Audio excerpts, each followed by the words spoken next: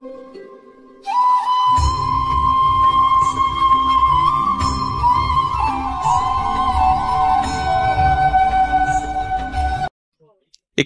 অনুভূতি দিয়ে বুঝতে হবে। অপরকে কাঁদালে আপনাকে কাঁদতে হবে, লিখে নিন, অনেক বেশি কাঁদতে হবে। অন্যের চোখের জলের যদি কারণ হন, আপনাকে বহু জন্ম কাঁদতে হবে। এই হিসাবটা করবার জন্য সাধু শাস্ত্র, এই ভাগবত, অন্য কিছু নাই। আমাদের সংস্কার করার জন্য পৃথিবীতে মৃত্যু চিন্তা মানুষ বাদে ইতর প্রাণীদের আছে। ইতর প্রাণীরা মরবো এই চিন্তা করে? কোনোদিন করে না। ওদের মৃত্যু চিন্তা নেই। মানুষকে দিয়েছে কেন? মরতে তোমাকে হবে। অন্তত মৃত্যু চিন্তাকে সামনে রেখে নিজেকে সংশোধন করো। আমাদের সম্মুখে তিনটি জিনিস প্রত্যেকের জীবনে আসে, আছে, থাকবে। যুদ্ধক্ষেত্রে দাঁড়িয়ে কর্তব্য কর্মের সম্মুখীন হয়ে কেউ যদি কর্তব্য বিচ্যুতি ঘটে, কারো যদি শ্রুতি বিপদ না ঘটে, কারো যদি সিদ্ধান্ত নিতে তিনি মোহগ্রস্ত হয়ে যান, তখন ভগবান কি বলছেন? এই সংসারে আমাদের সম্মুখে তিনটি জিনিস প্রত্যেকের জীবনে আসে, আছে, থাকবে। সেই তিনটি জিনিস হলো শোক, মোহ, ভয়। আবার বলি, আমাদের প্রত্যেকের জীবনের সম্মুখে সম উপস্থিত হয় এই তিনটি জিনিস। একটি হলো শোক, একটি মোহ, একটি ভয়। কেউ কি বিতর্ক তুলবেন যে আমাদের জীবনে তিনটি জিনিস নাই? এ পৃথিবীতে মনুষ্য জন্ম নিয়ে আমরা যারা ভূমণ্ডলে এসেছি, সকলেই ক্রন্দন করতে করতেই এসেছি। যে শিশু ভূমিষ্ঠ হওয়ার পরে কাঁদেনি, ক্রন্দন করেনি, হয়তো সে মৃত, না হলে অসুস্থ। তাকে কাঁদাবার চেষ্টা করা হয়েছে।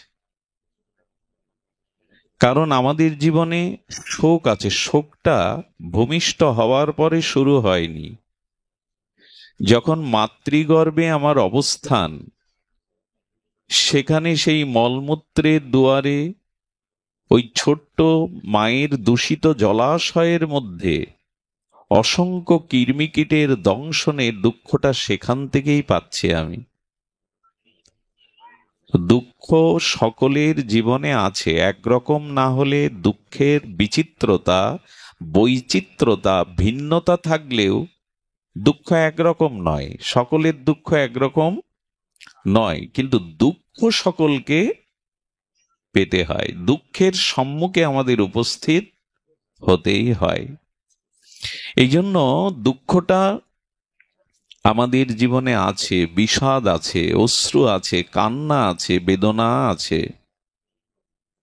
দ্বিতীয় আছে আমাদের মোহ। এবং বলা যায় এই দুঃখ এবং আমার জীবনে বিষাদ ক্রন্দনের মূল কারণ হলো মোহ। আচ্ছা, শোক বা বিষাদ, দুঃখ কাকে বলে? দুঃখ শব্দের সরলার্থ হলো সুখের যে সরলার্থ করেছেন গোস্বামীপাদ, সেটি হলো অনুকূল বস্তুর সাক্ষাৎকারকে সুখ বলে। অনুকূল মানে যা আমার প্রিয়, যা আমার প্রার্থিত, যা আমি চাইছি, সেই চাওয়ার বস্তুর সাথে যখন আমার সাক্ষাৎকার হয়, প্রাপ্তি হয়, তার নাম সুখ। যা আমার অভিলষিত, আমি যা চাইছি জীবনে, সেই চাওয়ার বস্তুটার সাথে যখন আমার প্রাপ্তি যোগ ঘটে, যাকে সাক্ষাৎকার বলে, তখন তাকে বলে সুখ। আর যেটা আমি চাইছি না, আমার প্রতিকূল, যেটা আমার প্রার্থিত নয়, প্রার্থনা নয়, আমার অভিলাষ বা ইচ্ছা নয়, সেই প্রতিকূল বস্তুর সাথে সাক্ষাৎকারকে বলে দুঃখ। যা আমি চাই না, তার প্রাপ্তিকে বলে দুঃখ। প্রতিকূল বস্তুর সাক্ষাৎকারকে দুঃখ বলে, আর অনুকূল বস্তুর সাক্ষাৎকারকে বলে সুখ। জীবনে যা চাইনি, জীবনে যা চাওয়া নয়, প্রার্থনা নয়, অভিলাষ নয়, সেই বস্তু যখন আমার জীবনে নেমে আসে তখনই তার নাম দুঃখ। আর এই দুঃখের মূল কারণ গীতায় ভগবান বলছেন, এই সার্বভৌম শাস্ত্রে, মোহ। মোহ কাকে বলে? মোহ শব্দের অর্থ হলো যে বস্তুর যে স্বরূপ, বস্তুর যে স্বরূপ, যথাযথ রূপ, যখন সেরূপ না দেখে, বস্তুর স্বরূপ তত্ত্বকে না জেনে না দেখে যখন বস্তুকে অন্য রূপে দেখি, আর সেই অন্য রূপে দেখাতে আমার ভ্রম আসে, বুদ্ধি বিপর্যয় ঘটে, তার নাম মোহ। শব্দগুলো একটু ধ্যান দিতে হবে। রাস্তায় যেতে যেতে অন্ধকারে সাপ সাপ বলে ভীত সন্ত্রস্ত হয়ে আর আচার খেলাম, রক্তারক্তি হয়ে গেল। আসলে অন্ধকারে আমি রঞ্জুকে, অর্থাৎ একটি দড়িকে সর্প ভেবেছি, আসলেই সেটি সর্প নয়। মোহ কাকে বলে? যে বস্তু যে রূপ, তাকে অন্য রূপে দেখাতে আমার মধ্যে যে বিভ্রান্তি আসে, আমার মধ্যে যে বস্তুর যে রূপ স্বরূপ অন্য রূপে দেখাতে আমার মধ্যে যে ভ্রম আছে, বিভ্রান্তি আসে, তার নাম মোহ। বুদ্ধির শব্দের আরেকটি অর্থ হল জ্ঞান। যখন জ্ঞান অজ্ঞানে রূপ নেয়, জ্ঞান যখন অজ্ঞানতায় রূপ নেয়, তার নাম মোহ। এটাই সরলত্ব নিয়ে নিন। জ্ঞান যখন অজ্ঞানতায় রূপ নেয়, বস্তুর যে রূপ তাকে সেই রূপ না দেখে যখন ভিন্ন রূপে দেখে মোহিত হই, ভ্রান্ত পথে চলি, সিদ্ধান্ত নিতে পারি না, তার নাম হলো মোহ। এখন অর্জুনের মোহ হলো, যুদ্ধক্ষেত্রে দাঁড়িয়ে অর্জুন বিষাদগ্রস্ত হয়ে গান্ডীব ত্যাগ করে বলছেন, ধৃতরাষ্ট্রের পুত্ররা যদি আমাকে মেরেও ফেলে, বধ করে, তাও আমার জন্য সুখের, কিন্তু আমি ওদের বিরুদ্ধে অস্ত্র ধরতে অর্জুনের মতো ক্ষত্রিয় বীরের একথা মানায়, ওরা আমাকে মারুক, তাতে আমার সুখ। এটা মোহগ্রস্ত হয়ে গেছে অর্জুন, কিং কর্তব্য বিমূঢ় হয়ে গেছে, বুঝতে পারছে না আমার কর্তব্য কোনটি, আমার করণীয় কোনটি। তো এই জন্য আমাদের জীবনের সামনেও এই একই অবস্থা। আমাদের কর্তব্য কোনটা এটা আমরা নির্ণয় করতে, কোন পথটা আমার জন্য শ্রেয়, কোনটি আমার জন্য কল্যাণ, কোনটি আমার কর্তব্য, এটা আমরা নির্ণয় করতে পারছি না, মানে আমরা মোহগ্রস্ত। আপনারা না হলেও আমার মতো যারা, তারা সংসারে মোহগ্রস্ত। ঠিক যথাযথ কর্তব্যকে আমরা নির্ণয় করতে পারছি না, যেমন অর্জুন পাচ্ছে না। যদি একটু হালকা করে বলি, কন্যা দেখে পাত্রপক্ষ, কন্যাপক্ষ, গুরুজনেরা মিলিত হয়ে বিবাহের দিন, নির্ঘণ্ট শুভ দিন নির্ণয় করল। বিবাহের পিড়েতে বসে যদি কন্যা বা পাত্র বলে আমি বিয়ে করব না, উঠলাম, অর্জুনের অবস্থাও তাই। তিনি যুদ্ধের জন্য কর্তব্য কর্মের ক্ষেত্রে দাঁড়িয়ে, যুদ্ধক্ষেত্রে দাঁড়িয়ে বলছেন আমি যুদ্ধ করব না, আত্মীয় বিনাশ করে তাদের রক্তে রঞ্জিত হয়ে আমি সিংহাসনে বসবো না, বরঞ্চ আমি পাপ করতে উদ্যত হয়েছে, আমি ভিক্ষা করে খাবো, আমি নিজেকে ধন্য মনে করব যদি ধৃতরাষ্ট্রের পুত্ররা আমাকে বধ করে, আমি সুখী হব। এটা হলো মোহ। অর্জুন কর্তব্য ভুলে গেছে। অর্জুন তার কর্তব্য ভুলে গেছে, তার করণীয় ভুলে গেছে। আমরাও এই মনুষ্য জন্ম পেয়ে আমাদের সামনে কি করণীয়, কি কর্তব্য, এটাও আমরা অনেকেই ভুলে আছি।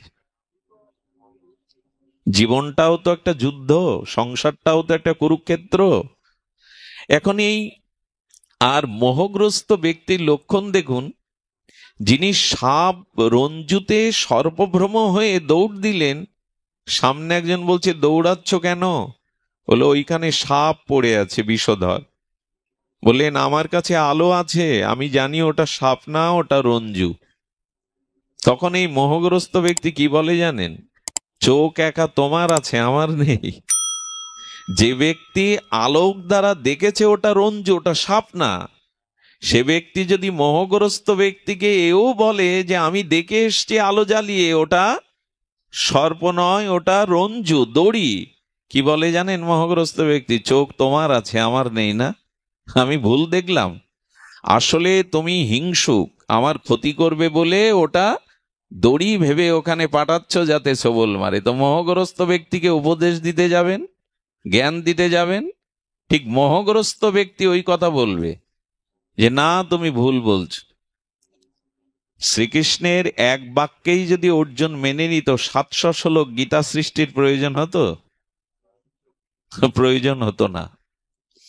এই জন্য গোবিন্দ বলছেন আমাদের জীবনে মোহ আছে, আমরা যথাযথ সময়ে সিদ্ধান্ত নিতে পারি না। যে সিদ্ধান্ত আমার করণীয়, আমার কর্তব্য, আমার জীবনকে সফল করবে, জীবনকে বিজয়ী করবে, জীবনে আত্মকল্যাণ হবে, অত্যন্তিক মঙ্গল হবে, এই সিদ্ধান্ত নিতে পারছি না, কারণ আমি মোহগ্রস্ত। তৃতীয়টা হলো আমাদের ভয় আছে। এমন কেউ আছেন যে আপনারা এখানে নির্ভয়তা, এমন ব্যক্তি আছেন যে জীবনে কোনো ভয় নেই আপনার? আমরা কেউ নির্ভয় নই, অন্তত মৃত্যু ভয়টা থাকলেও তো আছে। আচ্ছা, ভয় আমাকে কে দেয়? আমি যে মাঝে মাঝে ভীত সন্ত্রস্ত হয়ে পড়ি, ভয় আমাকে আক্রান্ত করে, ভয় কে দেয়? আসলে বাইরের কেউ ভয় দেয় না আমাকে। বাইরের কারো ভয় দেওয়া উচিত নয়, কাউকে ভীত সন্ত্রস্ত করা মানুষের কাজ নয়। মানুষকে সাহস দেওয়া, এগিয়ে আনা, মানুষের দুর্বলতাকে কাটিয়ে সবল করাই হলো মানবতার ধর্ম। কিন্তু আমরা মানুষকে ভীত সন্ত্রস্ত করি ক্ষমতার দ্বারা, হ্যাঁ, অর্থের দ্বারা, গায়ের জোরের দ্বারা। মানুষকে ভীত করা উচিত নয়, যা আমরা করি। তো এখন ভয় আমাদের ভেতর থেকেই আসে।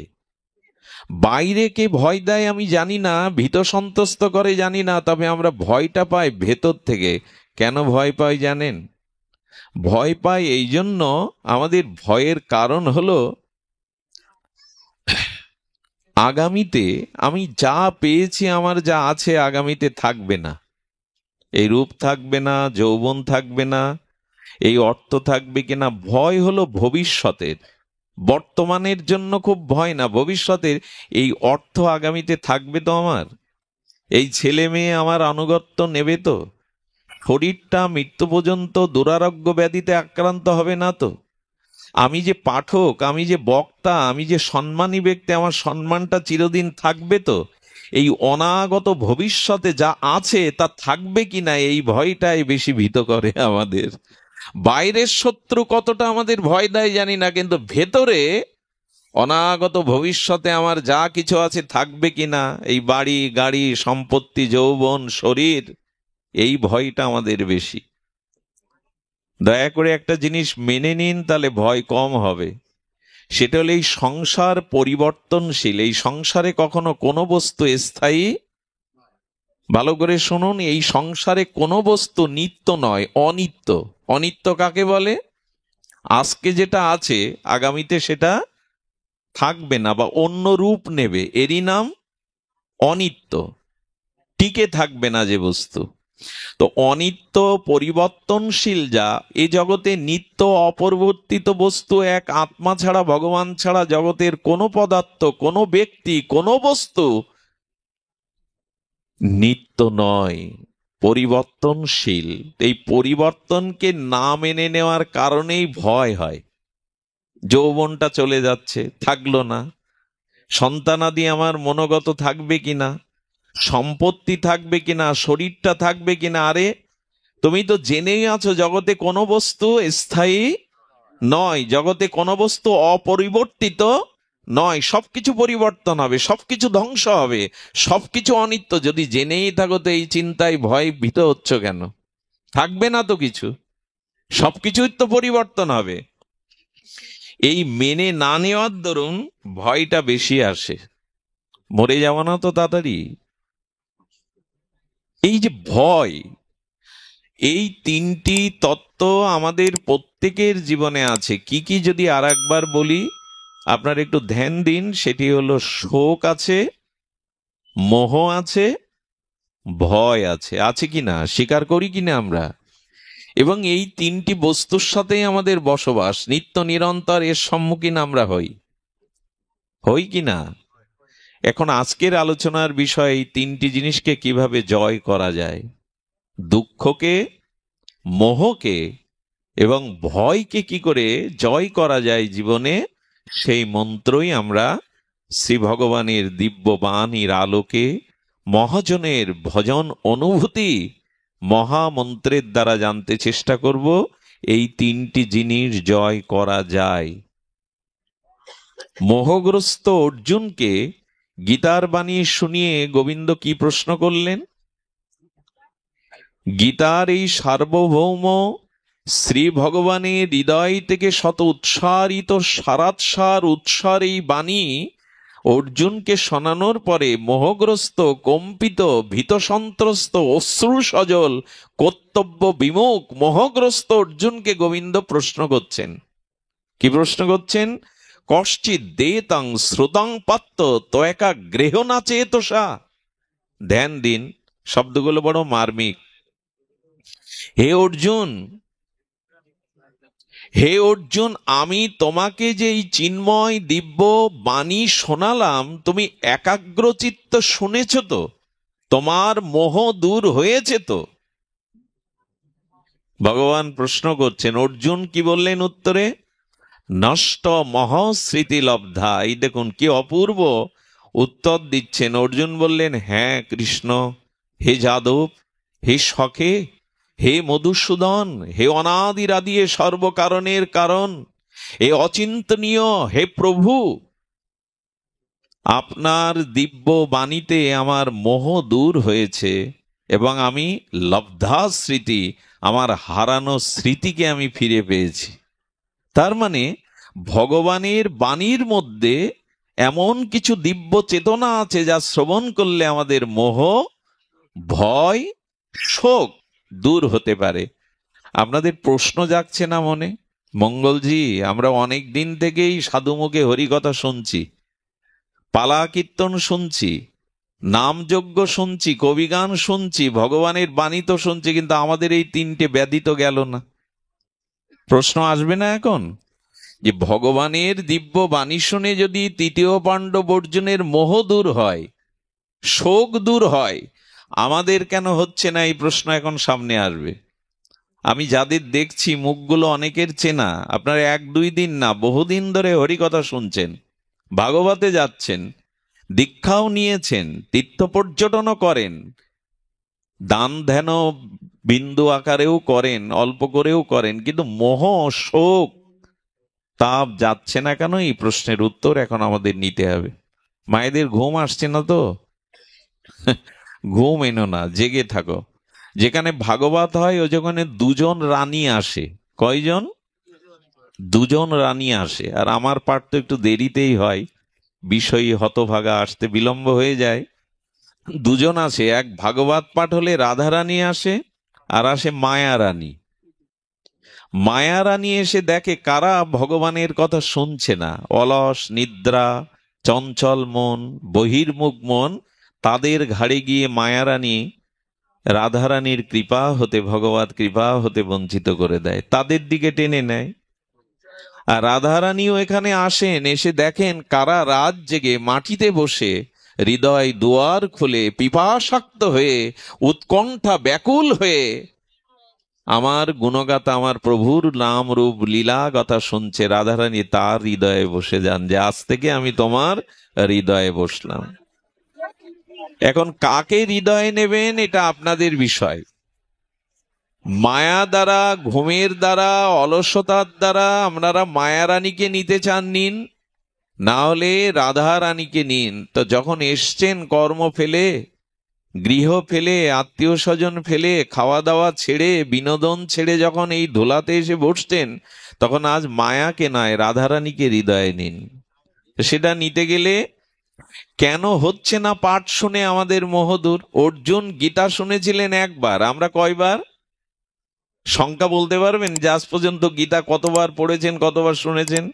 কিন্তু মোহ দূর হচ্ছে না কেন, স্মৃতি ফিরে আসছে না কেন? এর কারণ বলি। তিনটি জায়গায় গেলে মনের যে গতি হয়, মনের যে স্থিতি হয়, মনের যে প্রকৃতি হয়, যদি সর্বসময় মনের ওই প্রকৃতি স্থিতি রাখতে পারেন, তাহলে আপনার মোহ শোক ভয় দূর হবে। তিনটি কোন জায়গায়? যখন শবদাহে অন্ত্যেষ্টিক্রিয়ায় মানুষ মারা গেলে যখন শেষকৃত্য বা শবদাহে শ্মশানে যাবেন, তো প্রিয়জন নিজজন যখন চিতাতে মুখাগ্নিতে দাউ দাউ করে তার দেহটি জ্বলবে, ওই চিতার দিকে তাকিয়ে মনের যে অবস্থাটা ওই সময় হয়, এই একটি সময়। আর একটি যখন পিতা মাতা পুত্র আত্মীয় স্বজনকে ওটিতে ডাক্তার নিয়ে যায় কোনো মেজর অপারেশনের জন্য, তখন মনের যে অবস্থা হয়। আর ভাগবতে দূরদূরান্ত থেকে এসে এখানে বসে শ্রদ্ধালু, বিশ্বাসী এবং পিপাসাক্ত উৎকণ্ঠা বুকে নিয়ে যারা হরিকথা শুনছে, তাদের মনের এখন যে অবস্থা, এই তিন জায়গার মনের অবস্থা একত্রিত করে যদি সর্বসময় মনটা ওইরকম থাকে, তবে শোক মোহ ভয় দূর হবেই হবে। কিন্তু থাকে না। থাকে কি? শ্মশানে দাও দাও করে চিতার দিকে তাকালে মনের যে অবস্থা, ওর বাড়ি আসলে আর থাকে কি? দোকানে গেলে, অফিসে গেলে থাকে? হলে থাকে না।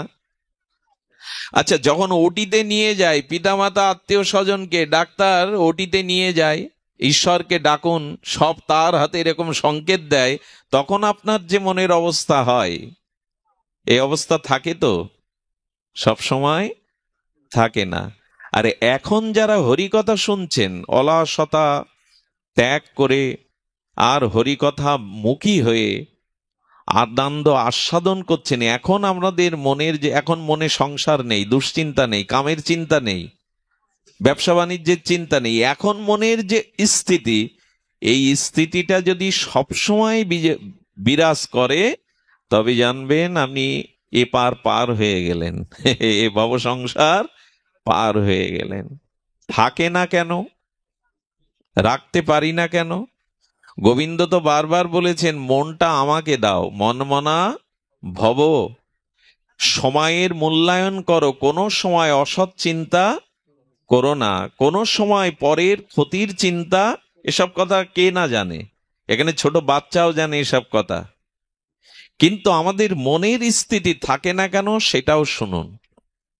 আচ্ছা, এই তিন জায়গাতে সবার কি মনের অবস্থা এক হয়? খুব সুন্দর একটি কথা, জানলে আনন্দ পাবেন। অনেক শ্মশান আছে, আমি ইন্ডিয়াতে দেখেছি, মানে লাশের সারি আসে, সারাদিন পুড়তে থাকে। কেওড়াতলা মহাশ্মশান, এরকম কিছু শ্মশান, মহানগরী তো ব্যস্ততম এলাকা, সবসময় লাশের ভিড় থাকে, সিরিয়াল দিতে হয়। তো ওইখানে কিছু লোক কাঠ বিক্রি করে। সবাই আর কাঠ কম পড়ে যায়, সবাই তো আর কাঠ আনতে পারে না। এখন শ্মশানে যিনি রাত দিন চিতাতে কাঠ বিক্রি করেন, শ্মশানের চিতাতে কেউ পুড়লে আমাদের যে মনের দশা হয়, কাঠ বিক্রেতার তাই হয় তো শ্মশানে থেকে?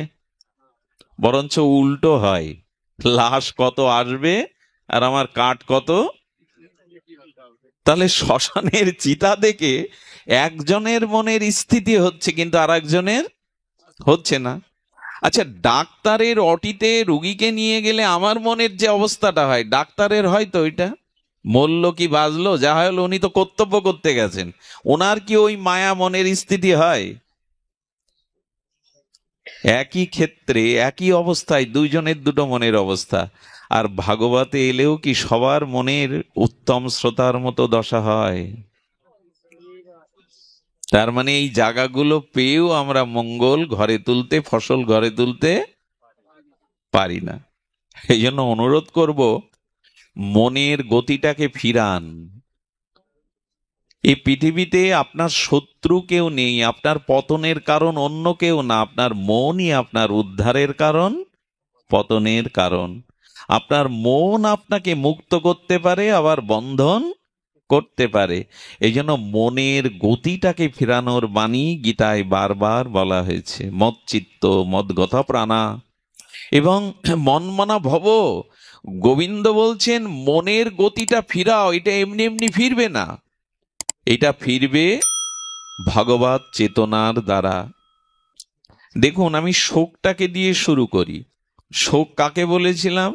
যেটা আমার চাওয়া নয়, প্রতিকূল সেই বস্তু যখন আমার জীবনে এসে যায় তার নাম হলো শোক। আপনি কেন চাইতে যাবেন যে এই বস্তুগুলো আমার জীবনে আসুক?